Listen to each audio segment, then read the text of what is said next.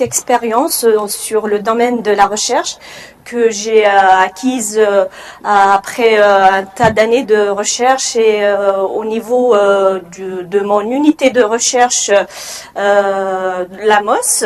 Donc c'est un plaisir de partager tout ça avec vous. Donc le thème est très intéressant. L'atelier valorisation, visibilité et déontologie est aujourd'hui un thème qui est devenu très à la mode. Donc il est très intéressant de sensibiliser les nouveaux doctorants et même les enseignants-chercheurs sur certains aspects de ce sujet.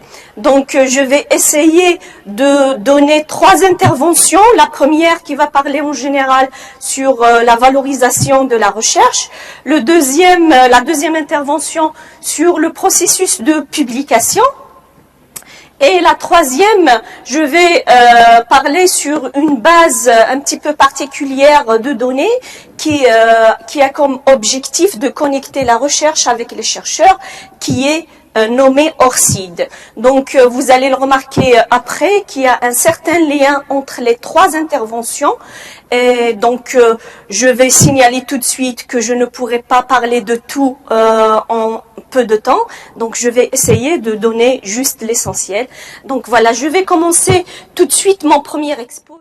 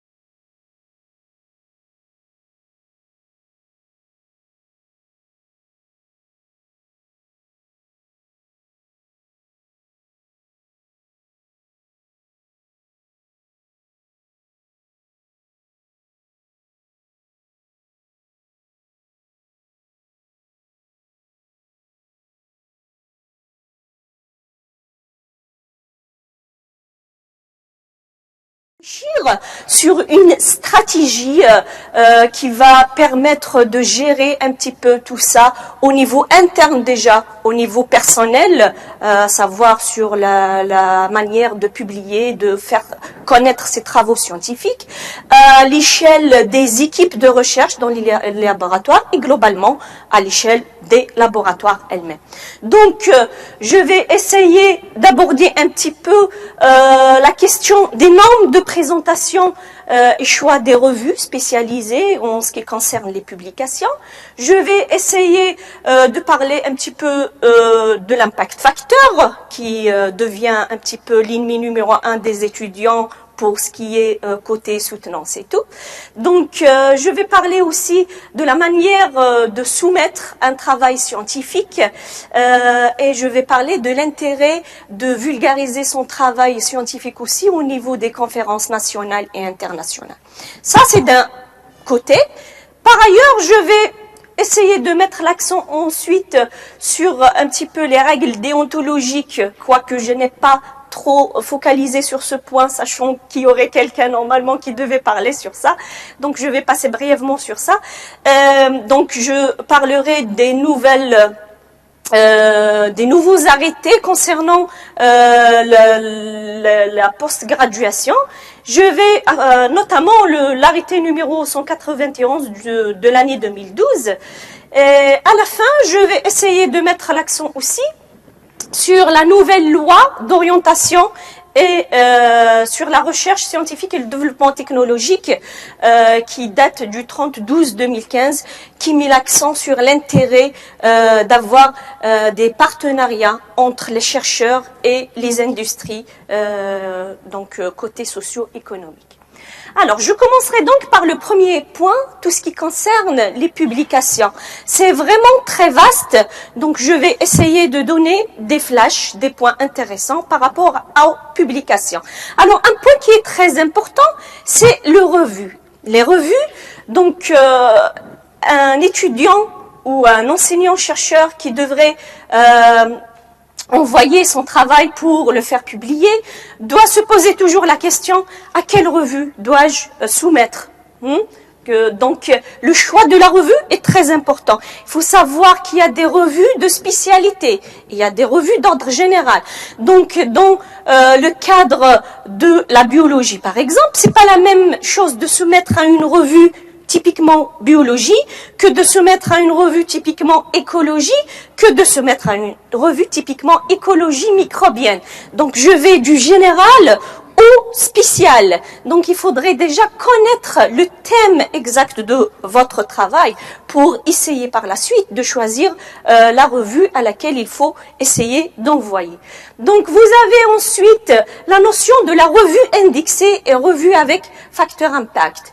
Donc il y a des conditions qui vont vous suggérer après aussi le choix de la revue. Par exemple pour des doctorants, à mon époque, il y avait le facteur impact qui était indispensable. Donc, il fallait choisir une revue avec facteur impact. Maintenant, les conditions sont un peu relaxées. Donc, on peut envoyer une revue qui est indexée, par exemple, une revue Scopus. Ça pourrait vous faire soutenir. Donc, il faudrait essayer de connaître un petit peu ces notions de revues indexées qui sont répertoriées dans des bases de données bien reconnues internationalement et des revues avec impact factor qui sont des revues un peu plus commercialisées, plus lues dans le monde. Ça, c'est ce qui concerne l'indexation. Après, il y a un point aussi qu'il faudrait regarder, c'est les maisons d'édition. Quand je choisis une revue, elle est principalement, spécialement liée à une certaine maison d'édition. Donc je devrais essayer de connaître un petit peu ces maisons d'édition. On connaît beaucoup plus Elsevier, on connaît Springer, donc il faudrait essayer de voir comment ça marche. Chaque maison d'édition a certaines normes à suivre, a des bases de données bien particulières, a un système électronique bien particulier. Il faut essayer de connaître un petit peu tout ça. Voilà, vous avez après les comités de rédaction. Chaque journal, chaque revue a un certain comité de rédaction, un éditeur, des éditeurs associés. Il faut essayer de rentrer dans la revue, de cliquer sur ces noms-là, de les connaître. Parce que le fait qu'on connaît l'éditeur et les éditeurs associés, on aura une petite idée sur les domaines de la revue, sur les axes qui sont favorisés, sur quoi travaillent ces gens-là. Ils sont pas mis éditeurs et éditeurs associés juste comme ça, parce qu'ils ont vraiment un lien avec les thèmes qui sont abordés dans la revue. Les référés et les reviewers, c'est ceux qui font l'expertise de votre travail. Il y a certaines revues qui mettent les noms de leurs référés et de leurs reviewers. Donc il faut rentrer, écrire dans Google le nom de reviewer, ça va vous donner aussi une idée sur les domaines de recherche sur lesquels ils s'intéressent. Ça va vous permettre aussi de juger si votre travail est adéquat à la revue ou pas.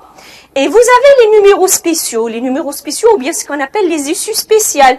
Donc c'est des issues spéciales qui concernent des thèmes bien particuliers. C'est des opportunités vraiment à saisir parce que vous pouvez travailler sur un thème très particulier. Le fait qu'il y ait une issue spéciale sur ça pourrait favoriser votre travail à être passé.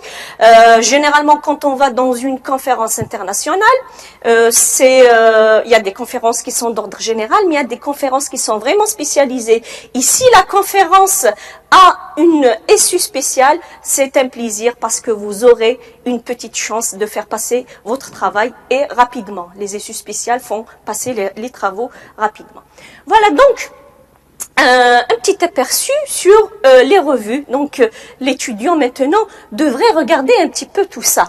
Il n'a pas le droit de dire que je ne connais pas. Il y a plein d'aspects qu'il faut essayer de voir toujours avant de faire passer une publication, avant de soumettre une publication.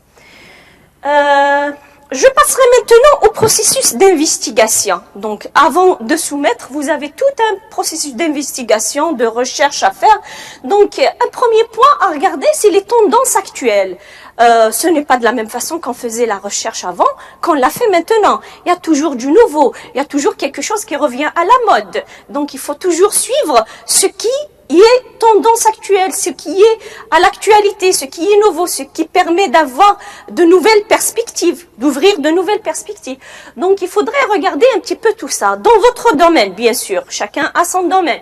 Vous avez les intervenants au niveau de ces tendances. Il faut toujours se référer à quelqu'un. Par exemple, dans les siècles anciens, Darwin était à la tête de la théorie de l'évolution. Donc ça, c'est la tête de cette théorie. On devrait connaître son parcours pour comprendre la théorie. Donc c'est ce que je veux dire ici. Si vous avez une tendance actuelle qui est à la mode, c'est qu'il y a bien quelqu'un derrière. Et le fait de connaître le chemin de ce quelqu'un qui est derrière va vous permettre de connaître aussi l'évolution de cette nouvelle théorie. Vous avez toujours aussi quelque chose d'important, c'est qu'à la base d'un travail, il y a toujours une idée. Donc, il faut bien expliquer cette idée si vous voulez faire passer votre travail. Il faudrait bien formuler le problème. Il faut que le lecteur qui va lire votre travail va comprendre qu'est-ce que vous voulez apporter comme message, quel est le problème que vous avez formulé et comment vous comptez résoudre ce problème-là. Et donc, par la suite, il faut rentrer dans le développement. Il faudrait expliquer les méthodes, il faudrait expliquer les résultats obtenus. Il faudrait mettre un petit peu en avant tout ça.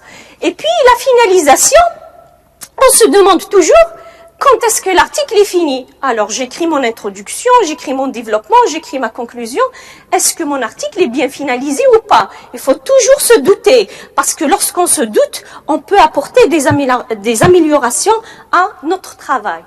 Et vous avez un point important qui est la rédaction. Ce n'est pas juste trouver un résultat scientifique qui est important, le mettre en valeur, c'est bien l'expliquer, c'est bien rédiger le travail. Parce que la rédaction, elle a un pourcentage très important dans le processus de faire passer un article.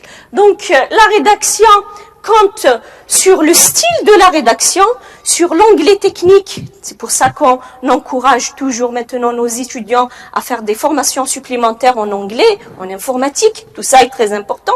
Et vous avez des points qui sont importants dans l'article, à savoir par exemple le résumé, l'introduction, les références bibliographiques, comment elles sont données, parce qu'il y a certains qui regardent particulièrement certaines étapes de votre article. Le fait de lire le résumé, de trouver déjà qu'il n'est pas cohérent, ça ne nous donne pas envie d'aller plus loin pour lire votre travail.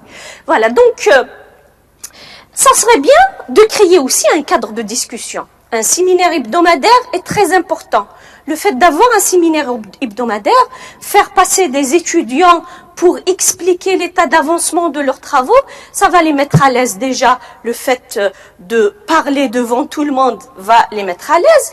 Et puis, ça va créer un cadre.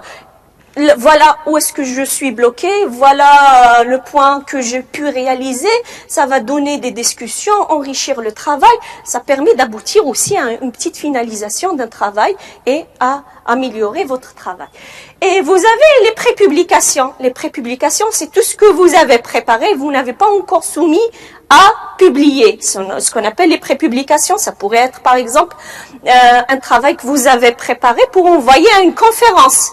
Vous pouvez l'exposer dans une conférence, avoir des discussions avec des étrangers, et puis par la suite, vous pouvez l'enrichir pour l'envoyer par la suite comme étant une publication. Donc tout ça, c'est des prépublications, c'est des travaux mais qui sont un petit peu prématurés, ils ne sont pas trop prêts pour être envoyés.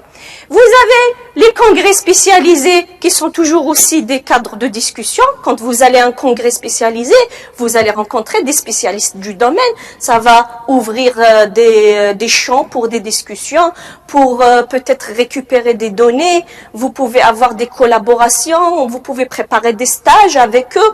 Donc ça ouvre des perspectives vraiment étonnantes pour essayer de faire avancer votre travail. Et puis l'article final, on se pose toujours la question, est-ce que mon travail tel qu'il est-ce qu'il est publiable? Je devrais me poser la question avant de l'envoyer. C'est pas après l'envoyer que je devrais me poser cette question-là. Donc, je devrais me poser, est-ce que mon travail est publiable? Ça veut dire quoi? Ça veut dire tout ce que j'ai dit avant. Est-ce que j'ai bien écrit? Est-ce que j'ai bien choisi une revue? Est-ce que j'ai regardé le processus des gens qui ont travaillé dessus? Donc, tout ça qui s'implique. Il faut toujours se poser la question pour pouvoir avancer et faire un bon travail. Voilà donc ce qui concerne le processus d'investigation. Pour le processus de publication, je ne vais pas trop m'attarder parce que ça va être le thème de ma deuxième intervention. Donc là aussi, il faudrait se poser la question, qu'est-ce qui est attendu de moi comme étant auteur? Je devrais faire quoi? Je devrais présenter mon travail comment? Donc je devrais aussi m'intéresser à la question suivante. Quelles sont les réserves classiques formulées par les référés? Parce que les experts qui lisent les travaux formulent généralement des réserves qui reviennent pour chaque étudiant ou pour chaque enseignant. Par exemple, on dit « votre anglais n'est pas très bien », ça c'est une réserve qui revient souvent pour rejeter un travail. On dit que il n'y a pas de nouveauté dans le travail, c'est une réserve classique qui revient pour rejeter. Donc il faudrait que l'étudiant soit au courant de ces réserves classiques qui sont formulées par les référés. Et puis, par la suite, un point qui est important aussi, c'est comment prendre en charge les remarques qui vont être formulées par ces référés-là. Parce que des fois, on reçoit un rejet et puis on est démoralisé, on laisse tomber, ou bien on ne prend pas les choses comme il faut, on les prend à la légère, on remet à une autre revue sans prendre en charge les remarques des référés, alors que c'est un point très important, donc je reparlerai après dans ma deuxième intervention. Alors, je reviens aussi sur le parcours de certains spécialistes, parce que je l'ai dit tout à l'heure, quand vous avez un spécialiste du domaine, donc il a évolué toute la théorie, donc ça serait bien de revoir aussi son parcours, comment la théorie a été développée, comment elle a été évoluée dans le temps, sur quoi travaille exactement ce spécialiste, est-ce qu'il a des articles de journaux, est-ce qu'il a des livres, est-ce qu'il a des monographies, ça va me permettre de rentrer dans les détails et de cerner certaines problématiques, d'avoir certaines perspectives, ce qui a été déjà fait, ce qui n'a pas été fait, comment je vais orienter mon travail par rapport à tout ce qui existe. Donc, dans le cadre du séminaire aussi, on pourrait associer par exemple à nos doctorants des spécialistes. Par exemple, vous travaillez sur l'écologie microbienne, il y a certains spécialistes qui sont des élites. On pourrait associer à chaque doctorant un spécialiste et faire un travail de recherche là-dessus. Je me souviens qu'on avait fait ce travail-là dans le cadre de l'unité de recherche LAMOS, dans le domaine de mathématiques. Un spécialiste a été attribué à chaque étudiant et on a fait une séance de travail pour parler de chaque spécialiste. Ça nous a permis de discuter sur plein de points. Et puis on a fait ce travail d'un côté sur les spécialistes, d'un autre côté sur les revues. On a essayé de focaliser sur certaines revues de renommée avec Facteur Impact à l'époque, et chacun aussi a pris une revue et nous a présenté la revue, comment elle travaille, quels sont les référés, son processus de publication, comment il se fait. Donc dans le cadre d'un séminaire, ça pourrait être très important, ça pourrait faire ouvrir les étudiants sur des choses qu'ils ne connaissent pas vraiment et qui seront très importantes. Voilà, donc après, les étudiants aussi doivent savoir qu'il y a des bases de données particulières qui sont liées à la recherche. Donc ils doivent connaître ces bases de données-là. Scopus est une base de données très intéressante, très connue à notre époque. Elle permet, je l'ai dit tout à l'heure, de faire soutenir maintenant un étudiant. Donc, il faudrait essayer de rentrer dans ces bases de données pour voir l'évolution de la recherche aussi, pour télécharger des articles, pour connecter, voir comment la recherche se connecte d'une base de données à une autre. Donc, à ce niveau-là, donc je donnais là des exemples particuliers. C'est une liste exhaustive. Il y a plein de bases de données qui parlent de la recherche. Donc, l'objet de ma troisième intervention par la suite, ça va être ORCID. Je vais parler de cette base qui va connecter la recherche avec les chercheurs. Vous avez, après, quelque chose qu'il faudrait aussi connaître, c'est les critères de visibilité. Donc, il faudrait qu'un étudiant sache qu'est-ce que c'est qu'un critère de visibilité. Vous avez des différents critères. Un critère de visibilité, en fait, son importance, c'est de quantifier la productivité scientifique d'un chercheur. Est-ce qu'il produit beaucoup? Est-ce qu'il produit peu? Comment quantifier cette productivité-là? Vous avez deux indices qui sont connus, on les appelle H-index and G-index. C'est des notations anglaises. Le premier indice qui a été suggéré en 2005 par George Hirsch, et il permet en fait de calculer le nombre de publications d'un certain scientifique. Alors, on dit qu'un chercheur est avec un indice H, s'il a publié H articles qui ont été cités au moins H fois.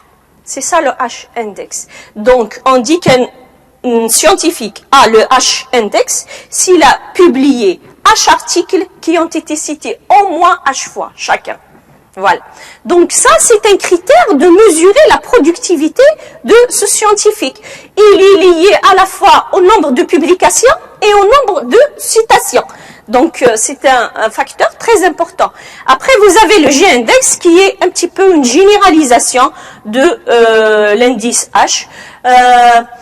Il faut remarquer que vous avez des indices de visibilité qui concernent les revues et des indices de visibilité qui concernent les scientifiques. Donc nous, les scientifiques, ce qui nous concerne, c'est le H-index et le G-index. Ils calculent notre productivité, combien de fois nos articles sont cités, combien de publications vous avez. Vous avez un indice de visibilité qui concerne les revues. L'impact factor, par exemple, est un indice de visibilité d'une revue. Est-ce que la revue est lue? Est-ce qu'elle est bien connue sur le domaine international? Est-ce qu'elle est connue localement? Donc c'est un indice qui calcule la productivité par rapport à une revue. Donc il faudrait que l'étudiant sache un petit peu toutes ces différences-là et tous ces critères.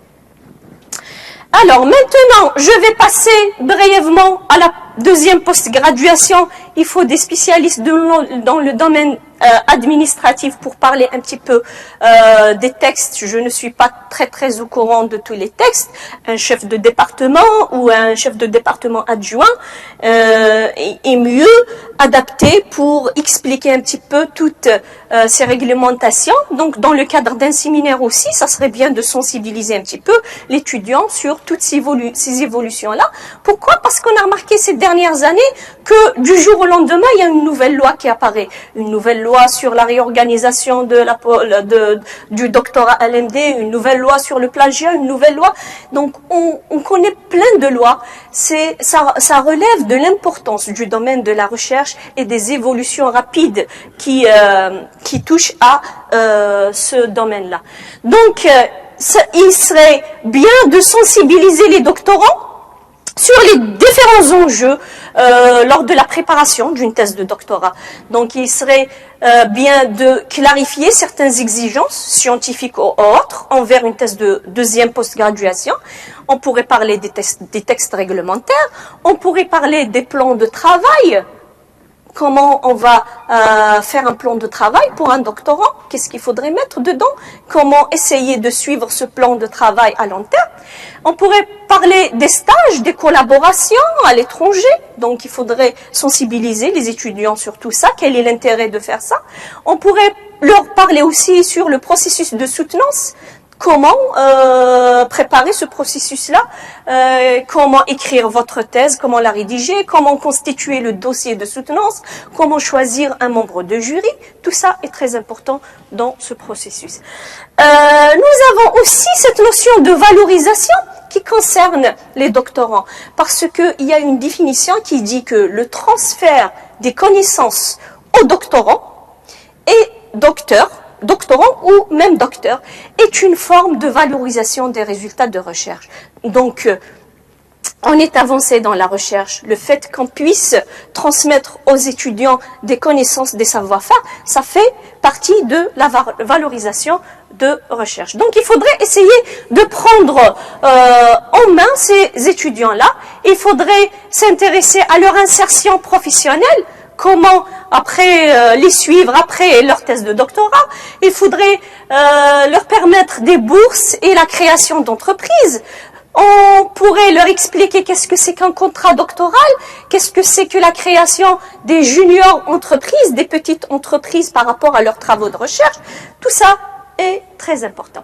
Voilà, donc maintenant j'arrive au troisième volet qui est le partenariat entre la communauté scientifique et l'opérateur socio-économique.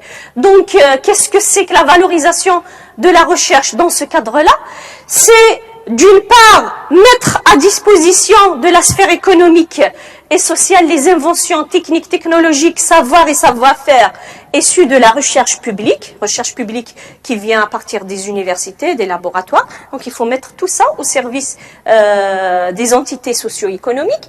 D'autre part, faire de l'innovation. C'est ça, valoriser, faire de l'innovation sociale, c'est-à-dire quoi? Faire de l'innovation sociale, c'est-à-dire transformer une notion qui est un peu difficile, qui est dans le cadre universitaire, pour qu'elle soit acceptée et utilisée par un autre milieu autre que université.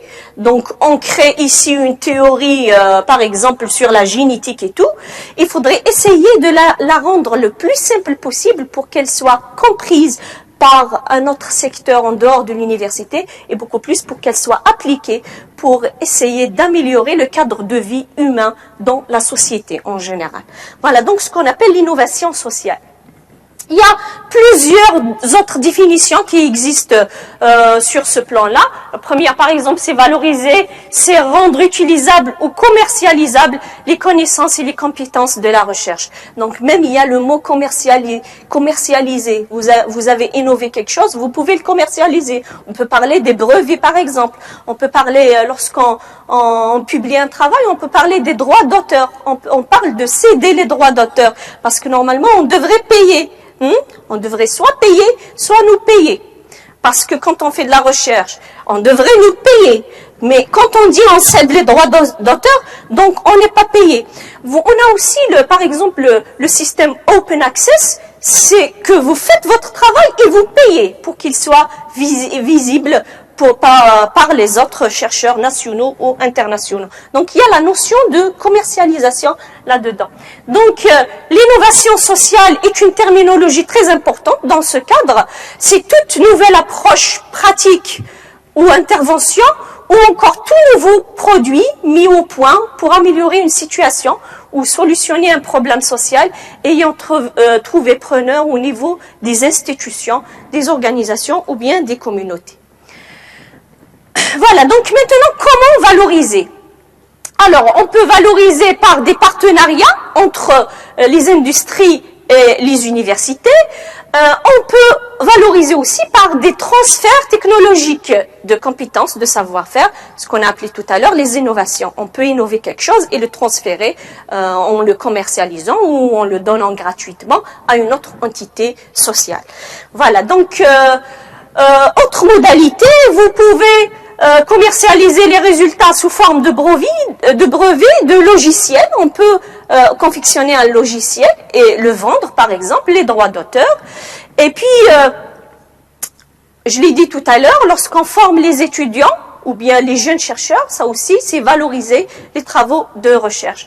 Par la mobilité des chercheurs entre le public et le privé, lorsqu'un chercheur au sein de l'université va par exemple à Civital faire un petit stage pratique, ça permet aussi de faire la mobilité. La création d'entreprises issues de la recherche publique, donc on peut avoir un résultat au sein de l'université et à partir de ce résultat-là, on crée une entreprise qui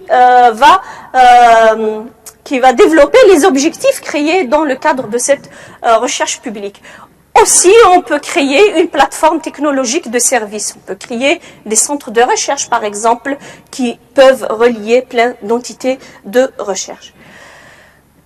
Alors, pourquoi valoriser maintenant? On se demande pourquoi. Pour être déjà reconnu. Parce que si je fais mon travail et je le garde pour moi-même, ça ne sert à rien. On fait la valorisation pour être reconnu, nous faire connaître nous-mêmes et faire connaître notre établissement. Voilà, ça c'est l'un des premiers objectifs. Pour que les résultats et une utilité sociale et retombée économique. Parce que si vous avez diffusé un résultat qui n'a pas une retombée, aussi on ne voit pas son utilité. Donc c'est pour ça que maintenant la recherche, elle va beaucoup plus du côté pratique. On évite, c'est pas qu'on évite, mais on s'éloigne beaucoup plus des recherches typiquement théoriques. On aimerait bien voir l'intérêt des choses.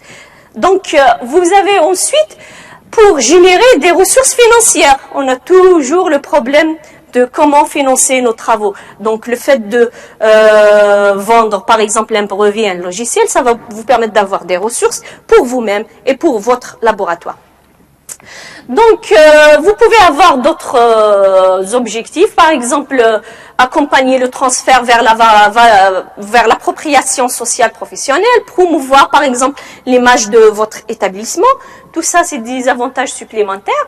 Et par la suite, on voudrait savoir sur comment, sur plutôt quand valoriser. Parce que des fois, on a des résultats qui sont un peu prématurés. Et on est pressé de les faire valoriser, alors que le fait de s'empresser comme ça va donner un effet négatif sur le travail. Donc il faut s'assurer que votre travail est bien prêt. Il ne faut pas le laisser au cadre prématuré. Donc toute divulgation en fait intempestive de ces résultats va menacer les résultats eux-mêmes. Donc dès que vous envisagez de valoriser quelque chose, il faut toujours se poser la question, est-ce que ces travaux-là pourraient être valorisés? Donc il faut toujours, je l'ai dit tout à l'heure, se douter pour voir est-ce que je peux les valoriser ou bien ils sont encore prématurés, il faudrait les compléter. Il y a certaines entités de recherche qui ont ce qu'on appelle des chargés de recherche ou bien chargés d'affaires. Ces chargés-là pourraient vous donner des conseils, ils pourraient faire valoriser ces travaux-là. Ils vont savoir est-ce qu'ils sont vraiment au stade d'être valorisés ou pas encore. Il va vous guider. Malheureusement, nous, ici à l'université, on n'a pas ce genre de choses. Ça se passe beaucoup plus dans les pays développés. Même dans l'université, au fait, il y a des chargés d'affaires qui peuvent suivre un chercheur qui a innové quelque chose de l'étape de l'innovation jusqu'à la commercialisation de ce produit innové. Alors, donc, en bref, la valorisation dans ce cadre-là, c'est quoi? Elle peut jouer un rôle d'interface conçu pour être le point de liaison entre le tissu industriel et socio-économique et culturel et la communauté scientifique.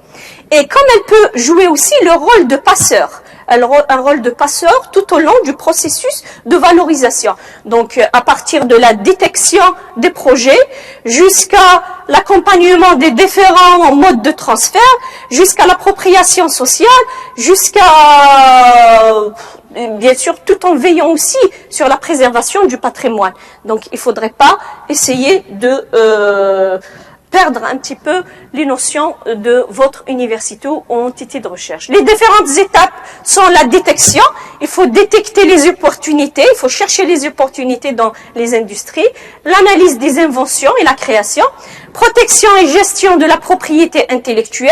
Donc, il faut des conseils d'accompagnement pour, par exemple, une marque déposée, pour un brevet, pour les droits d'auteur. Il faut des relations partenariales. Il vous faut la formalisation des accords, il faut bien négocier les accords. Et puis, l'insertion économique des doctorants, des conseils pour la bourse, des appuis pour la création d'entreprises. Et puis, vous avez la mobilité et la création d'entreprises, des conseils pour les jeunes doctorants, comment créer leurs petites entreprises, comment joindre le secteur économique, etc. En Algérie, il y a une loi d'orientation sur la recherche scientifique et le développement qui a été issue au 30/12/2015, qui apporte de nouveaux mécanismes et outils. Alors, pour renforcer les bases scientifiques et technologiques du pays, pour ancrer la recherche et l'innovation dans l'entreprise, ne pas la laisser juste dans le cadre universitaire, pour booster une économie un petit peu libérée de la dépendance des hydrocarbures. On se base beaucoup sur l'hydrocarbure dans notre pays, donc on veut essayer de booster d'autres économies pour encourager la compétitivité industrielle et pour bâtir une société basée sur la connaissance. Voilà donc les objectifs majeurs de cette loi. de 2015. Alors, ces nouveaux mécanismes consistent à assurer le préfinancement. Donc, elle permet de financer un petit peu certaines entreprises créatives. Bien sûr, il y a des critères de sélection pour les entreprises créatives. Soutenir les opérateurs économiques qui s'investissent dans les activités de recherche. Par exemple, on voit souvent que si Vital, par exemple, il lance un appel d'offres pour, par exemple, les majors de promo. Ça, c'est un opérateur économique qui encourage un petit peu les résultats de recherche. Donc, l'État encourage un petit peu ce genre de pratique. Et puis, créer des interfaces à travers les centres d'innovation et de transfert des technologies, nouvelles technologies. Et puis, les équipes mixtes de recherche, industrie. On peut penser à créer des équipes mixtes entre l'industrie et la recherche. Et puis, le doctorat, nous, on a toujours dans notre pays, le doctorat, c'est lié toujours à l'université, alors qu'on peut créer un doctorat en entreprise. Ça serait une belle initiative aussi. Voilà, donc, en conclusion, donc, la valorisation de la recherche et la diffusion des connaissances sont deux missions fondamentales de l'université et de ses chercheurs. À l'heure actuelle, les aspects de valorisation sont de plus en plus pris en compte dans l'évaluation de la carrière scientifique déjà personnelle. Et de plus, le soutien de nos concitoyens pour la recherche passe par une meilleure compréhension des retombées pratiques de nos travaux sur le côté socio-économique. Donc, évoquer la recherche scientifique, c'est avant tout saisir ses enjeux. Il faut connaître ses enjeux stratégiques et faire ressortir son apport dans le processus du développement humain.